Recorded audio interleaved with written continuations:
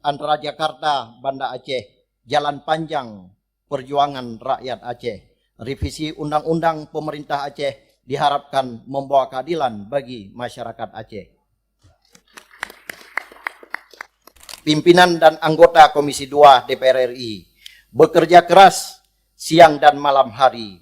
Revisi Undang-Undang Pemerintah Aceh, harap anak negeri, membangun Indonesia untuk Aceh bagian NKRI.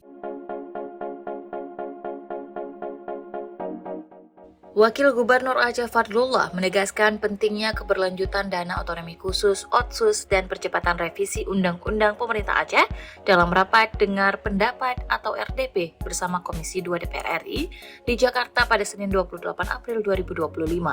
Dalam pertemuan tersebut, Fadlullah menyampaikan bahwa pemerintah Aceh diundang untuk membahas 4 hal utama, yakni dana transfer daerah, badan usaha milik daerah, pengelolaan badan layanan umum daerah, serta pengelolaan kepegawaian.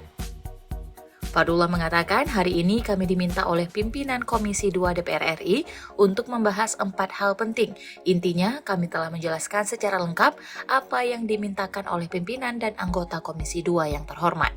Ia juga menekankan bahwa Aceh sangat bergantung pada dana Otsus dalam mendukung pembangunan dan peningkatan kesejahteraan masyarakat.